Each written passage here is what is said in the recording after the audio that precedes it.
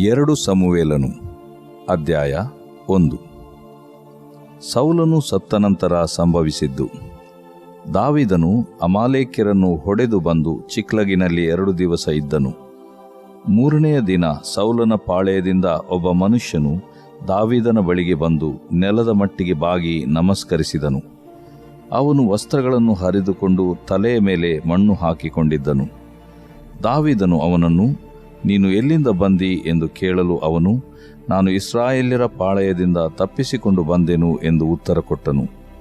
ಆಗ ದಾವೀದನು, ದಯವಿಟ್ಟು ಕಾರ್ಯವೇನಾಯಿತೆಂದು ತಿಳಿಸು ಅನ್ನಲು ಆ ಮನುಷ್ಯನು, ಇಸ್ರಾಯೇಲ್ಯರು ರಣರಂಗದಿಂದ ಓಡಿಹೋದರು, ಅನೇಕರು ಮಡಿದರು, ಸೌಲನೂ ಅವನ ಮಗನಾದ ಯೋನಾತಾನನು ಮೃತಿ ಹೊಂದಿದರು ಎಂದು ತಿಳಿಸಿದನು. ದಾವೀದನು ವರ್ತಮಾನ ತಂದ ಆ ಪ್ರಾಯಸ್ಥನಿಗೆ, ಸೌಲನೂ ಅವನ ಮಗನಾದ ಯೋನಾತಾನನು ಸತ್ತಿರುವುದು ನಿನಗೆ ಹೇಗೆ ಗೊತ್ತಾಯಿತು ಎಂದು ಪ್ರಶ್ನಿಸಲು ಅವನು, ನಾನು ಅಕಸ್ಮಾತ್ತಾಗಿ ಗಿಲ್ಬೋವ ಪರ್ವತ ಪ್ರದೇಶಕ್ಕೆ ಬಂದಾಗ ಸೌಲನು ತನ್ನ ಬರ್ಜಿಯನ್ನೂರಿಕೊಂಡು ನಿಂತಿರುವುದನ್ನು, ರಥಿಕರೂ ರಾಹುತರೂ ಅವನನ್ನು ಹಿಂದಟ್ಟಿ ಬರುತ್ತಿರುವುದನ್ನು ಕಂಡೆನು. ಅವನು ತಿರುಗಿಕೊಂಡು ನನ್ನನ್ನು ಕಂಡು ಕರೆದನು. ನಾನು ಇಗೋ ಬಂದೆನು ಎಂದು ಹೇಳಿ ಹೋದಾಗ ಅವನು, ನೀನಾರು ಎಂದು ಕೇಳಿದ್ದಕ್ಕೆ ಅಮಾಲೇಕ್ಯನೆಂದು ಉತ್ತರ ಕೊಟ್ಟೆನು. ಆಗ ಅವನು ನನಗೆ, ನೀನು ಕೃಪೆ ಮಾಡಿ ಹತ್ತಿರ ಬಂದು ನನ್ನನ್ನು ಕೊಂದು ಹಾಕು, ಯಾಕಂದರೆ ನನ್ನಲ್ಲಿ ಜೀವವು ಇನ್ನೂ ಪೂರ್ಣವಾಗಿರುವುದರಿಂದ ನನಗೆ ಸಂಕಟ ಹಿಡಿದದೆ ಎಂದು ಹೇಳಿದನು. ನಾನು ಹತ್ತಿರ ಹೋಗಿ ಅವನು ಬಿದ್ದು ಬಿಟ್ಟರೆ ಬದುಕಲಾರನೆಂದು ನೆನೆಸಿ ಅವನನ್ನು ಕೊಂದು ಹಾಕಿ ಅವನ ತಲೆಯ ಮೇಲಣ ಕಿರೀಟವನ್ನೂ ರಟ್ಟೆಯಲ್ಲಿದ್ದ ಬಳೆಯನ್ನೂ ತೆಗೆದುಕೊಂಡು ಅವುಗಳನ್ನು ನನ್ನ ಒಡೆಯನಾದ ನಿನಗೆ ತಂದಿದ್ದೇನೆ ಅಂದನು. ಸೌಲನೂ ಅವನ ಮಗನಾದ ಯೋನಾತಾನನು ಯೆಹೋವನ ಪ್ರಜೆಗಳಾದ ಇಸ್ರಾಯೇಲ್ಯರು ಕತ್ತಿಯಿಂದ ಸಂಹೃತರಾದದ್ದಕ್ಕಾಗಿ ದಾವೀದನೂ ಅವನ ಜನರು ತಮ್ಮ ಬಟ್ಟೆಗಳನ್ನು ಹರಿದುಕೊಂಡು ಗೋಳಾಡಿ ಅತ್ತು ಸಾಯಂಕಾಲದವರೆಗೆ ಉಪವಾಸ ಮಾಡಿದರು. ದಾವೀದನು ವರ್ತಮಾನ ತಂದ ಪ್ರಾಯಸ್ಥನನ್ನು, ನೀನೆಲ್ಲಿ ಅವನು ಎಂದು ಕೇಳಿದ್ದಕ್ಕೆ ಅವನು, ನಾನು ಇಸ್ರಾಯೇಲ್ಯರಲ್ಲಿ ಪ್ರವಾಸಿಯಾಗಿರುವ ಅಮಾಲೇಕ್ಯನ ಮಗನು ಎಂದು ಉತ್ತರ ಕೊಟ್ಟನು. ದಾವೀದನು ಅವನಿಗೆ, ನೀನು ಕೈಯೆತ್ತಿ ಯೆಹೋವನ ಅಭಿಷಿಕ್ತನನ್ನು ಕೊಲ್ಲುವುದಕ್ಕೆ ಏಕೆ ಭಯಪಡಲಿಲ್ಲ ಎಂದು ಹೇಳಿ ತನ್ನ ಆಳುಗಳಲ್ಲಿ ಒಬ್ಬನನ್ನು ಕರೆದು, ಇವನ ಮೇಲೆ ಬಿದ್ದು ಹೊಡಿ ಎಂದು ಆಜ್ಞಾಪಿಸಲು ಅವನು ಇವನನ್ನು ಹೊಡೆದು ಕೊಂದನು. ದಾವೀದನು, ರಕ್ತಾಪರಾಧವು ನಿನ್ನ ತಲೆಯ ಮೇಲೇ ಇರಲಿ, ಯೆಹೋವನ ಅಭಿಷಿಕ್ತನನ್ನು ಕೊಂದು ಹಾಕಿದೆನೆಂದು ನಿನ್ನ ಬಾಯೇ ನಿನಗೆ ವಿರೋಧವಾಗಿ ಸಾಕ್ಷಿ ಹೇಳಿತು ಅಂದನು. ದಾವೀದನು ಸೌಲ ಯೋನಾತಾನರ ಮೇಲೆ ಬಿಲ್ಲೆಂಬ ಒಂದು ಶೋಕಗೀತವನ್ನು ರಚಿಸಿ ಅದನ್ನು ಯೆಹೂದ್ಯರಿಗೆ ಕಲಿಸಬೇಕೆಂದು ಆಜ್ಞಾಪಿಸಿದನು. ಈ ಗೀತವು ಯಾಷಾರ್ ಗ್ರಂಥದಲ್ಲಿ ಬರೆದಿರುತ್ತದೆ. ಇಸ್ರಾಯೇಲ್ಯರೇ, ನಿಮ್ಮ ವೈಭವವು ನಿಮ್ಮ ಗುಡ್ಡಗಳಲ್ಲಿ ಮಣ್ಣು ಪಾಲಾಗಿ ಹೋಯಿತು. ಅಯ್ಯೋ ಪರಾಕ್ರಮಶಾಲಿಗಳೇ, ಹೇಗೆ ಹತರಾದಿರಿ! ಈ ಸಂಗತಿಯನ್ನು ಗತ್ ಊರಿನಲ್ಲಿ ತಿಳಿಸಬೇಡಿರಿ, ಅಷ್ಕೆಲೋನಿನ ಬೀದಿಗಳಲ್ಲಿ ಸಾರಬೇಡಿರಿ. ಫಿಲಿಷ್ಟಿಯರ ಹೆಂಗಸರು ಸಂತೋಷಿಸಾರು, ಸುನ್ನತಿ ಇಲ್ಲದವರ ಸ್ತ್ರೀಯರು ಉಲ್ಲಾಸಿಸಾರು. ಗಿಲ್ಬೋವ ಗುಡ್ಡಗಳೇ, ನಿಮ್ಮ ಮೇಲೆ ಮಂಜು ಮಳೆಯೂ ನೈವೇದ್ಯಕ್ಕಾಗಿ ಫಲಿಸುವ ಹೊಲಗಳು ಇಲ್ಲದೆ ಹೋಗಲಿ. ಅಲ್ಲಿ ಪರಾಕ್ರಮಶಾಲಿಗಳ ಗುರಾಣಿಗಳು ಬಿದ್ದಿರುತ್ತವೆ. ಸೌಲನ ಗುರಾಣಿಯು ಅಭಿಷಿಕ್ತನಲ್ಲದವನ ಗುರಾಣಿಯಂತೆ ಬಿದ್ದಿದೆ. ಯೋನಾತಾನನ ಬಿಲ್ಲು ಹತರಾದವರ ರಕ್ತವನ್ನು ಹೀರದೆಯೂ ಪರಾಕ್ರಮಶಾಲಿಗಳ ಕೊಬ್ಬನ್ನು ಭುಜಿಸದೆಯೂ ಬರುತ್ತಿರಲಿಲ್ಲ. ಸೌಲನ ಕತ್ತಿಯು ವ್ಯರ್ಥವಾಗಿ ಹಿಂದಿರುಗುತ್ತಿರಲಿಲ್ಲ. ಸೌಲ ಯೋನಾತಾನರು ಪ್ರಿಯರೂ ಮನೋಹರರೂ ಆಗಿದ್ದರು. ಅವರು ಜೀವಿಸುವಾಗಲೂ ಸಾಯುವಾಗಲೂ ಅಗಲಿದವರಲ್ಲ. ಅವರು ಹದ್ದುಗಳಿಗಿಂತಲೂ ವೇಗವುಳ್ಳವರು, ಸಿಂಹಗಳಿಗಿಂತಲೂ ಬಲವುಳ್ಳವರು. ಇಸ್ರಾಯೇಲ್ ಸ್ತ್ರೀಯರೇ, ಸೌಲನಿಗಾಗಿ ಗೋಳಾಡಿರಿ. ನಿಮಗೆ ಉಲ್ಲಾಸಕರವಾದ ರಕ್ತಾಂಬರಗಳನ್ನು ಉಡಿಸಿ ಅವುಗಳ ಮೇಲೆ ಸುವರ್ಣಾಭರಣಗಳನ್ನು ತೊಡಿಸಿದವನು ಆತನೇ ಅಲ್ಲವೋ? ಅಯ್ಯೋ ಪರಾಕ್ರಮಶಾಲಿಗಳೇ, ಯುದ್ಧದಲ್ಲಿ ಹೇಗೆ ಮಡಿದು ಹೋದಿರಿ! ಯೋನಾತಾನನು ನಿಮ್ಮ ಬೆಟ್ಟಗಳಲ್ಲಿ ಹತನಾಗಿ ಬಿದ್ದಿದ್ದಾನಲ್ಲ. ಯೋನಾತಾನನೇ, ನನ್ನ ಸಹೋದರನೇ, ನಿನಗೋಸ್ಕರ ನನ್ನಲ್ಲಿ ಬಹು ಸಂಕಟ ಉಂಟಾಗಿದೆ. ನೀನು ನನಗೆ ಬಹು ಮನೋಹರನಾಗಿದ್ದಿ. ನನ್ನ ಮೇಲಿದ್ದ ನಿನ್ನ ಪ್ರೀತಿಯು ಆಶ್ಚರ್ಯಕರವಾದದ್ದೇ ಸರಿ, ಅದು ಸತೀ ಪ್ರೇಮಕ್ಕಿಂತ ಶ್ರೇಷ್ಠವಾದದ್ದು. ಅಯ್ಯೋ ಪರಾಕ್ರಮಶಾಲಿಗಳು ಹೇಗೆ ಹತರಾದರು, ಯುದ್ಧಾಯುಧಗಳು ಹೇಗೆ ಹಾಳಾದವು. ದೇವರು ಪ್ರೀತಿಸುವ ಪ್ರೀತಿಯ ಬಿಗ್ ಜೆ ಟಿ ವಿ ಪ್ರಿಯ ವೀಕ್ಷಕರಿಗೆ ನಮ್ಮ ಕರ್ತನಾದ ಯೇಸು ಕ್ರಿಸ್ತನ ಹೆಸರಿನಲ್ಲಿ ನಿಮ್ಮನ್ನು ವಂದಿಸಿ ಸ್ವಾಗತ ಬಯಸುತ್ತಿದ್ದೇವೆ. ಇಂದಿನ ನಮ್ಮ ಅಧ್ಯಯನ 2ನೇ ಸಮುವೇಲನ ಗ್ರಂಥ 1ನೇ ಅಧ್ಯಾಯದ second book of Samuel chapter 1. 1ನೇ ಸಮುವೇಲನ 1ನೇ ಅಧ್ಯಾಯದಿಂದ 31 ಅಧ್ಯಾಯಗಳವರೆಗೆ ಇರುವಂಥ ವಾಕ್ಯ ಭಾಗದಲ್ಲಿ ಮುಖ್ಯ ವ್ಯಕ್ತಿಗಳು ಸಮುವೇಲನು, ಸೌಲನು, ದಾವಿದನು, ಯೋನಾತಾನನು ಮುಂತಾದವರು. 1ನೇ ಸಮುವೇಲ 1ನೇ ಅಧ್ಯಾಯ ಸಮುವೇಲನ ಜನನದಿಂದ ಪ್ರಾರಂಭವಾಗಿ 1ನೇ ಸಮುವೇಲ 31ನೇ ಅಂದರೆ ಕೊನೆಯ ಅಧ್ಯಾಯದಲ್ಲಿ ಸೌಲನ ಮರಣದೊಂದಿಗೆ ಈ ಪುಸ್ತಕ ಮುಕ್ತಾಯವಾಗ್ತದೆ.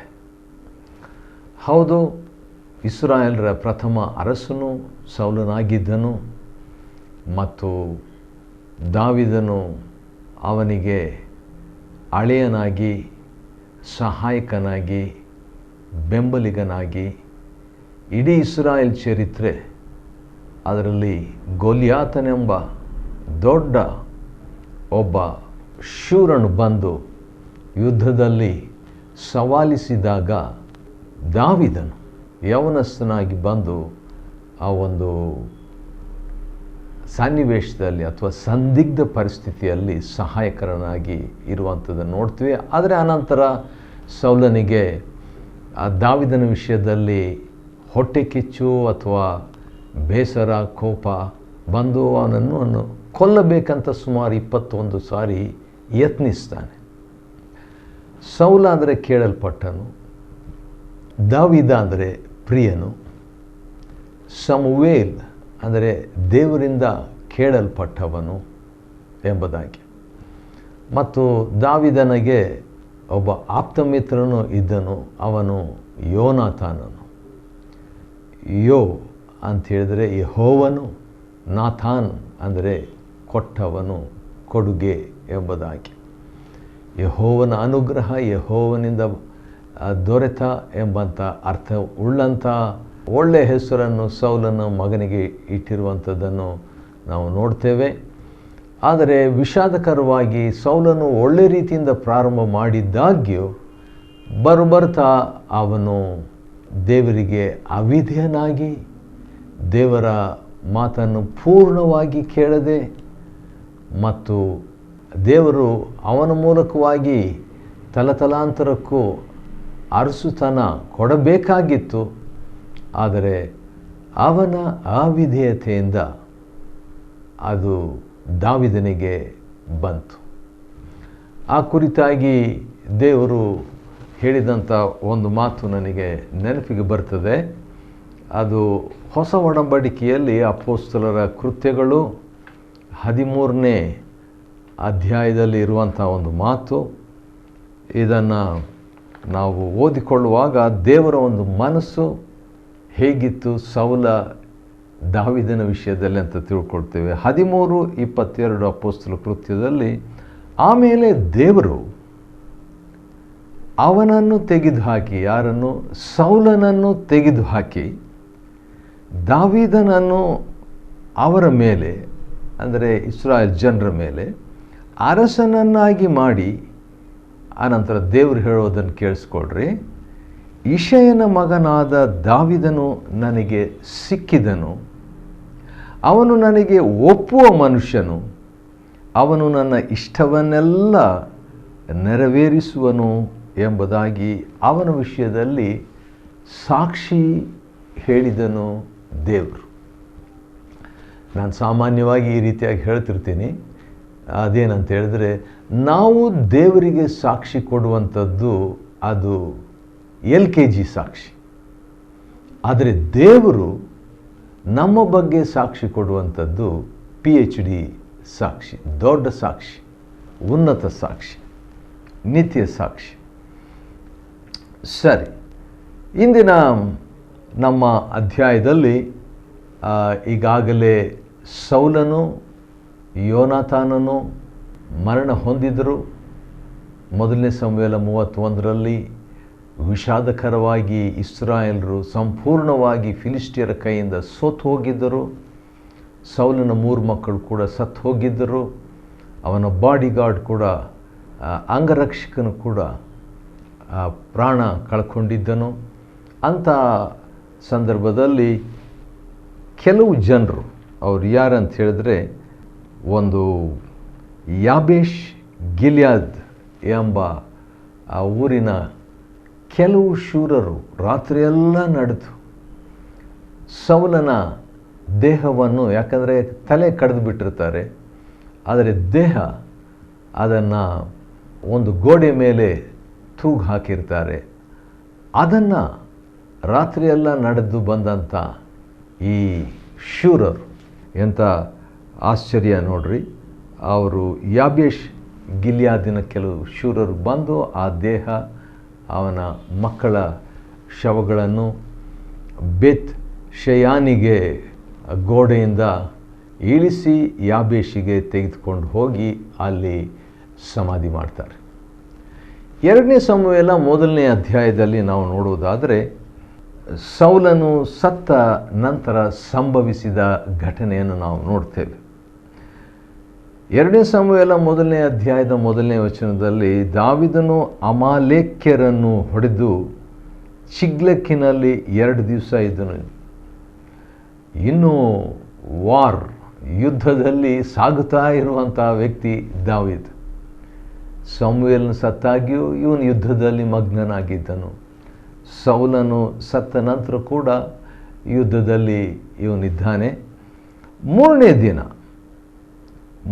ದಿನದಲ್ಲಿ ದಾವೀದನು ಅಮಾಲೇಕ್ಯರನ್ನು ಅಮಲೇಕ್ ಅಂತ ಹೇಳಿದರೆ ಗಿರಿಜನರು ಅಂತ ಒಂದು ಹೆಸರು, ಅಥವಾ ಸೂಕ್ತವಾಗಿ ಹೇಳಬೇಕಾದ್ರೆ ಅಂತ ಹೇಳಿದ್ರೆ ಜನರು, ಅಲೇಕ್ ಅಂತ ಹೇಳಿದರೆ ನೆಕ್ಕುವವರು ಅಂತ ಕೂಡ ಒಂದು ಅರ್ಥ ಆಗ್ತದೆ.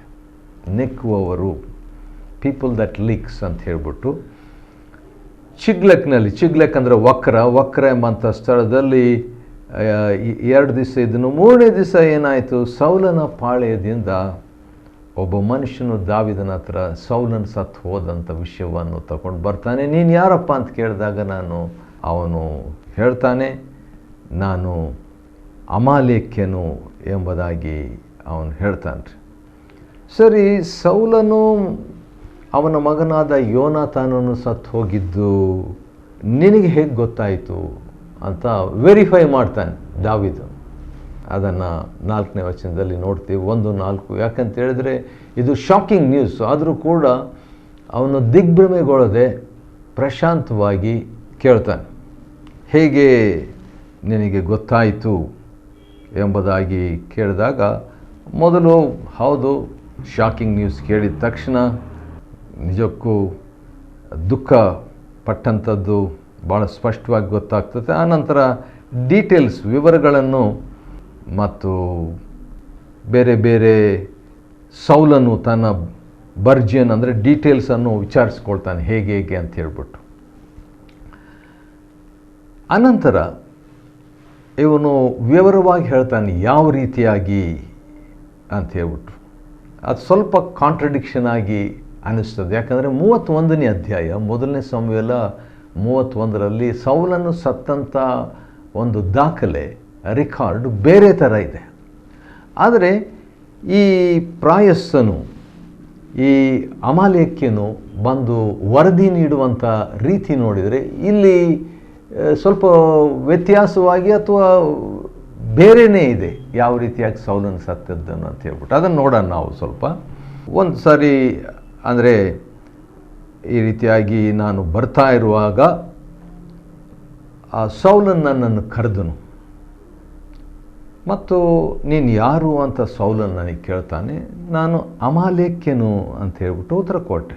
ಆಗ ಸೌಲನು ನನಗೆ, ನೀನು ಕೃಪೆ ಮಾಡಿ ನನ್ನ ಹತ್ರ ಬಂದು ನನ್ನನ್ನು ಕೊಂದು ಹಾಕಂತ ಸೌಲನು ಕೇಳ್ಕೊಂಡಂತೆ ಇವನಿಗೆ. ಇದನ್ನು ದಾವೀದನಿಗೆ ರಿಪೋರ್ಟ್ ಮಾಡ್ತಾ ಇದ್ದಾನೆ. ಯಾಕೆ ಕೊಂದು ಹಾಕಂತ ಸೌಲನು ಹೇಳ್ತಾನಂದರೆ, ಯಾಕೆಂದರೆ ನನ್ನಲ್ಲಿ ಜೀವವು ಇನ್ನೂ ಪೂರ್ಣವಾಗಿರುವುದರಿಂದ ನನಗೆ ಸಂಕಟ ಹಿಡಿದಿದೆ, ಭಾಳ ನೋವಾಗ್ತಾ ಇದೆ. ಅದ ಕಾರಣ ನನ್ನನ್ನು ಕೊಂದು ಹಾಕು. ನಾನು ಹತ್ತಿರ ಹೋಗಿ ಅವನು ಹೇಗೋ ಬದುಕೋದಿಲ್ಲ ಅಂತ ನೆನೆಸಿ ಅವನನ್ನು ಕೊಂದು ಹಾಕಿ ಅವನ ತಲೆಯ ಮೇಲಿನ ಕಿರೀಟವನ್ನು, ರಟ್ಟೆಯಲ್ಲಿದ್ದ ಬಳೆಯನ್ನು ತೆಗೆದುಕೊಂಡು ಅವುಗಳನ್ನು ನನ್ನ ಒಡೆಯನಾದ ನಿನಗೆ, ದಾವಿದನಿಗೆ ತಂದಿದ್ದೇನೆ ಅಂತ ಹೇಳ್ತಾನೆ. ಬಹುಶಃ ಇವನು ಅಂದ್ಕೊಂಡಿರ್ಬೋದು, ನನಗೇನಾದರೂ ದಾವಿದನಿಂದ ಏನಾದರೂ ಒಂದು ಸ್ಪೆಷಲ್ ಬಹುಮಾನ, ಈಗಾಗಲೇ ಸೌಲನ ತಲೆಯ ಮೇಲಿನ ಕಿರೀಟನೇ ಅದು ಭಾಳ ದೊಡ್ಡ ಬೆಲೆ ಇರಬೇಕು. ಆದರೆ ಆ ಕಿರೀಟಕ್ಕಿಂತಲೂ ಇನ್ನಷ್ಟು ಹೆಚ್ಚಾಗಿ ಇವನು ಅಪೇಕ್ಷೆ ಪಟ್ಟದ್ದು ಏನಿರಬಹುದು? ಬಹುಶಃ ಒಂದು ಕೀರ್ತಿ, ಹೆಸರು, ಅಥವಾ ದಾವಿದನಿಗೆ ಅವನ ಸೈನ್ಯದಲ್ಲಿ, ಅವನ ಸರ್ಕಾರದಲ್ಲಿ ಏನಾದರೂ ಒಂದು ಪೊಸಿಷನ್ನು, ಒಂದು ಅವನಿಗೋಸ್ಕರವಾಗಿ ಒಂದು ಅಧಿಕಾರ ಏನಾದರೂ ಸಿಕ್ಕಬಹುದು ಎಂಬ ವಿಷಯ ಅಥವಾ ಬಯಕೆ ಇದ್ದಿರಬಹುದು. ಸರಿ, ಅಲ್ಲಿ ಸೌಲನು, ಅಲ್ಲಿ ಅಂತ ಹೇಳಿದ್ರೆ ಮೊದಲನೇ ಸಮುವೇಲ 31ನೇ ಅಧ್ಯಾಯದಲ್ಲಿ ನೋಡುವುದಾದರೆ ಸೌಲನು ಯಾವ ರೀತಿಯಾಗಿ 5-6 ವಚನದಲ್ಲಿ ಸಾಯ್ತಾನೆ ಅಂತ ಹೇಳಿದಾಗ, ಅವನು ಸೌಲನನ್ನು ಫಿಲಿಸ್ಟಿಯರು ಹೊಡಿತಾರೆ, ಕೊಂದು ಹಾಕ್ತಾರೆ ಗುರಿ ಇಟ್ಟು. ಆದರೆ ಇನ್ನೂ ಅವನು ಸತ್ತಿರೋದಿಲ್ಲ. ಅದಕ್ಕೆ ಅವನು ಆಯುಧ ವಾಹಕನಿಗೆ 4ನೇ ವಚನದಲ್ಲಿ, ಮೊದಲನೇ ಸಮುವೇಲ 31:4 ಅವನು ಹೇಳ್ತಾನೆ, ನನ್ನನ್ನು ಫಿಲಿಸ್ಟಿಯರು ಕೊಂದುಬಿಟ್ರು ಎಂಬ ಹೆಸರು ನನಗೆ ಬಂದುಬಿಡ್ತದೆ. ನೋಡ್ರಿ, ಸಾಯುವಾಗ ಕೂಡ ಇನ್ನೊಂದು 5 ನಿಮಿಷ ಏನೋ ಸಾಯುವಾಗ ಕೂಡ ಹೇಗೋ ಸಾಯ್ತಿದ್ದೀವಿ ಅಂತ ಆ ರೀತಿಯಾಗಿ ಸಾಯ್ತಾ ಇದ್ದೇವೆ ಎಂಬ ಯೋಚನೆ ಅವನಿಗೆ ಬಾರದೆ, ಯಾರಿಂದ ಸತ್ಯವು ಎಂಬಂಥ ಒಂದು ಯೋಚನೆ ಅದು ಚರಿತ್ರೆಯಲ್ಲಿ ಬಂದುಬಿಡ್ತದಲ್ಲ ಎಂಬುದಾಗಿ ಅಂದುಕೊಂಡು, ಆದ ಕಾರಣ ನಿನ್ನ ಕತ್ತಿಯನ್ನು ಹಿರಿದು ನನ್ನನ್ನು ತೆಗೆದು ಕೊಲ್ಲು, ಇಲ್ಲವಾದರೆ ಸುನ್ನತಿ ಇಲ್ಲದ ಈ ಫಿಲಿಸ್ಟಿಯರು ಬಂದು ನನ್ನನ್ನು ತಿವಿದು ಅಪಕೀರ್ತಿಯನ್ನು ಉಂಟು ಮಾಡ್ತಾರೆ ಅಂತ ಹೇಳ್ಬಿಟ್ಟು, ಅವಾಗ ಕೂಡ ಅವನಿಗೆ ಒಂದು ಗೌರವ, ಸ್ಥಾನ, ಮಾನ, ನಾಚಿಕೆ ಎಂಬ ವಿಷಯದಲ್ಲಿ ಪ್ರಜ್ಞೆ ಇತ್ತು, ತಿಳುವಳಿಕೆ ಇತ್ತು. ಆದರೆ ಬಾಡಿಗಾರ್ಡ್ ಏನು ಮಾಡ್ತಾನೆ, ನಾನು ಕೊಲ್ಲೋದಿಲ್ಲ ಎಂಬುದಾಗಿ ಹೇಳ್ತಾನೆ ರೀ. ಯಾಕಂದರೆ ಜೊತೆಗೆ ಇದ್ದಂಥ ಬಾಡಿಗಾರ್ಡ್ ಅಂಗರಕ್ಷಕನು ಈಗ ತನ್ನ ಯಜಮಾನನನ್ನು ಸಾಯಿಸೋದು ಹೇಗೆ ಅಂತ ಹೇಳಿದ್ರು ಆ ರೀತಿಯಾಗಿ ಕೊಲ್ಲೋದಿಲ್ಲ ಅಂತ ಅವನು ಹೇಳಿದಾಗ, ಸೌಲನ್ ಏನು ಮಾಡ್ತಾನೆ, ತಾನೇ ತನ್ನ ಕತ್ತಿ ಮೇಲೆ ಬಿದ್ದು ಆತ್ಮಹತ್ಯೆ ಮಾಡಿಕೊಳ್ತಾನೆ.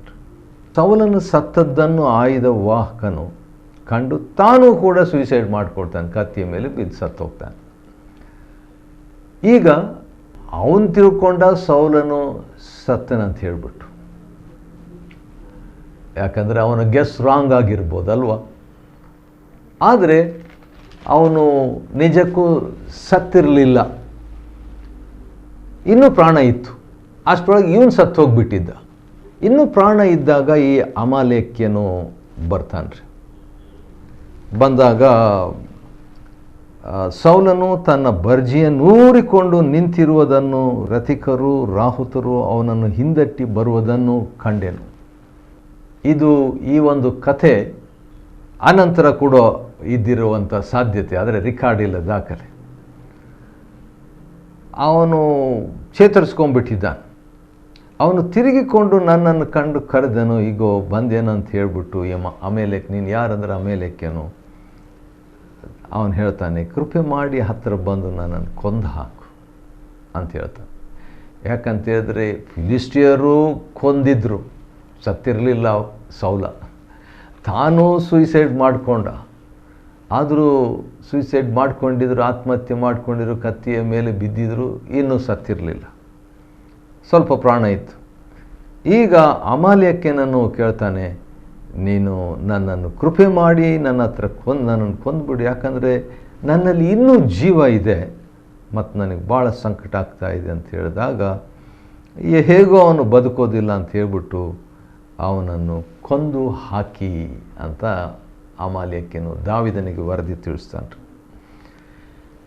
ಸಾಯಂಕಾಲದವರೆಗೆ ಇದನ್ನು ಕೇಳಿಬಿಟ್ಟು ಅವರು ಗೋಳಾಡ್ತಾರೆ. ದಾವಿದನು ಅವನ ಜನರು ತಮ್ಮ ಬಟ್ಟೆಗಳನ್ನು ಹರಿದುಕೊಂಡು ಗೋಳಾಡಿ, ಯಾಕಂದರೆ ಗ್ಯಾರಂಟಿ ಆಯಿತು ಸತ್ತಿದ್ದು. ಆದ ಕಾರಣ ದಾವಿದನು ಕಡೆಗೆ ಸಾಯಂಕಾಲದ ಮೇಲೆ ಯೌವನಸ್ಥನಿಗೆ ಹೇಳ್ತಾನೆ, ನೀನು ಕೈ ಎತ್ತಿ ಯೆಹೋವನ ಅಭಿಷಿಕ್ತನನ್ನು ಕೊಲ್ಲುವುದಕ್ಕೆ ಯಾಕೆ ಭಯಪಡಲಿಲ್ಲ ಅಂತೇಳ್ಬಿಟ್ಟು ತನ್ನ ಆಳುಗಳಲ್ಲಿ ಒಬ್ಬನನ್ನು ಕರೆದುಬಿಟ್ಟು ಇವನಿಗೆ ಮರಣದಂಡನೆಯನ್ನು ವಿಧಿಸ್ತಾನೆ. ಆ ರೀತಿಯಾಗಿ ಮುಕ್ತಾಯವಾಗ್ತದೆ. ಅದಾದ ಮೇಲೆ ದಾವಿದನು ಸೌಲ ಯೋನಾಥಾನರ ಮೇಲೆ ಒಂದು ಶೋಕ ಗೀತೆಯನ್ನು ಬರಿತಾನ್ರಿ. ಅಂದರೆ 21 ಸಾರಿ ಸುಮಾರು ತನ್ನ ಪ್ರಾಣವನ್ನು ಕೊಲ್ಲಬೇಕೆಂದು ಹಾನಿ ಮಾಡಬೇಕಂತೂ ಬೆನ್ನಟ್ಟಿದಂಥ ಸೌಲನು ಸತ್ತು ಹೋದ ಮೇಲೆ, ಮಾವನು ಸತ್ತು ಹೋದ ಮೇಲೆ, ಅಥವಾ ರಾಜನು ಅರಸನು ಸತ್ತು ಹೋದ ಮೇಲೆ, ಅಥವಾ ತನ್ನ ವೈರಿ ಶತ್ರು ಸತ್ತು ಹೋದ ಮೇಲೆ ದಾವಿದನು ಸಂತೋಷ ಪಡಬೇಕಲ್ವೇ? ಆದರೆ ಸಂತೋಷ ಪಡೋದಿಲ್ಲ ರೀ. ಅವನು ಇಡೀ ದಿವಸ ದುಃಖಪಟ್ಟು ಒಂದು ಹಾಡನ್ನೇ ಬರೆದುಬಿಟ್ಟು ರಚಿಸಿಬಿಟ್ಟು ಅದನ್ನು ಯಹೂದ್ಯರಿಗೆ ಕೂಡ ಕಲಿಸಬೇಕಂತ ಆಜ್ಞಾಪಿಸಿದನು. ಈ ಒಂದು ಹಾಡು ಯಾಷಾರ್ ಗ್ರಂಥದಲ್ಲಿದೆ. 2 ಸಮುವೇಲ 1ನೇ ಅಧ್ಯಾಯದ 18ನೇ ವಚನದಲ್ಲಿ ಯಾಷಾರ್ ಅಂತ ಹೇಳಿದ್ರೆ ನೇರವಾದ, ನೀತಿಯ, ರಮಣೀಯ ಎಂಬಂಥ ಯಥಾರ್ಥ ಎಂಬ ಅರ್ಥವುಳ್ಳಂಥ ಹೆಸರು. ಕಡೆಗೆ ಯೋನಾಥಾನನೇ ಸೌಲನೇ ಅಂತ ಹೇಳ್ಬಿಟ್ಟು ಅವರ ಪ್ರೀತಿಯನ್ನು ವರ್ಣಿಸಿ, ಹೌದು ಸೌಲ ಯೋನಾಥಾನರು ಅವರು ಪ್ರಿಯರು, ಮನೋಹರರು ಎಂಬುದಾಗಿ ಹೇಳಿ, ಅವರು ಹದ್ದುಗಳಿಗಿಂತ ವೇಗವುಳ್ಳವರು, ಸಿಂಹಗಳಿಗಿಂತ ಬಲವುಳ್ಳವರು ಎಂಬುದಾಗಿ ಇವರ ಬಗ್ಗೆ ಹಾಡಾಡಿಬಿಟ್ಟು ಯೋನಾಥಾನನ ಬಗ್ಗೆ ಒಂದೆರಡು ಮಾತು ಹೇಳ್ತಾನದೆ. ಅಂದರೆ ಯೋನಾಥಾನನೇ, ನನ್ನ ಸಹೋದರನೇ, ನಿನಗೋಸ್ಕರವಾಗಿ ನನ್ನಲ್ಲಿ ಬಹಳ ಸಂಕಟ ಉಂಟು, ನೀನು ನನಗೆ ಬಹು ಮನೋಹರ, ನನ್ನ ಮೇಲಿದ್ದ ನಿನ್ನ ಪ್ರೀತಿಯು ಆಶ್ಚರ್ಯವಾದದ್ದು, ಸತಿ ಪ್ರೇಮಕ್ಕಿಂತ ಶ್ರೇಷ್ಠ ಅಂತ ಹೇಳಿ ಗೋಳಾಡಿ ಮುಗಿಸ್ತಾನೆ. 2ನೇ ಸಮುವೇಲ 1ನೇ ಅಧ್ಯಾಯವನ್ನು ಅಧ್ಯಯನ ಮಾಡಿಕೊಳ್ಳುವಂತೆ ದೇವರು ಕೊಟ್ಟ ಕೃಪೆಗಾಗಿ ಆತನಿಗೆ ಸ್ತೋತ್ರವಾಗಲಿ. ದೇವರು ನಿಮ್ಮನ್ನು ಆಶೀರ್ವದಿಸಲಿ.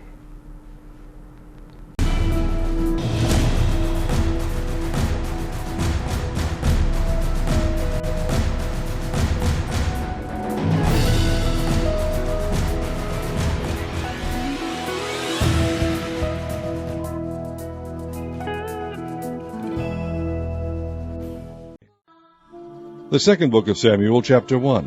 Now it came to pass after the death of Saul, when David was returned from the slaughter of the Amalekites, and David had abode 2 days in Ziklag, it came even to pass on the 3rd day that, behold, a man came out of the camp from Saul, with his clothes rent, and earth upon his head. And so it was, when he came to David, that he fell to the earth and did obeisance. And David said unto him, From whence comest thou? And he said unto him, Out of the camp of Israel am I escaped. And David said unto him, How went the matter? I pray thee, tell me. And he answered, That the people are fled from the battle, and many of the people also are fallen and dead, and Saul and Jonathan his son are dead also.